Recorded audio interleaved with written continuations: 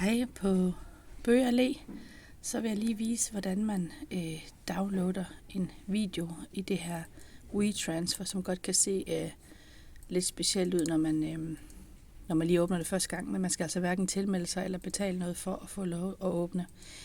Jeg har åbnet min mail, så finder jeg mailen, hvor det er sendt. Jeg har også sendt den, der hedder Kim Video til mig selv. Jeg åbner den. Så skulle der enten være en blå knap, eller så er der sådan en link.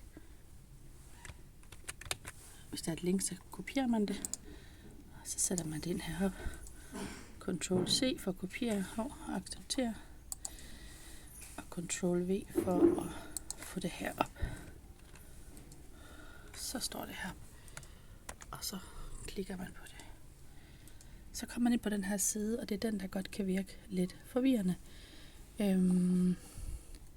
Her skal man så bare sige acceptere alle. Og acceptere, det er ikke nogen farlige betingelser. Og så skal man downloade. Klik på download. Når man er færdig med at downloade, så kommer filen til at ligge her under overførsler. Nu er den stadig ved at downloade, men når den er færdig, så kan man åbne den og se den her. Jeg håber, det lykkes for jer.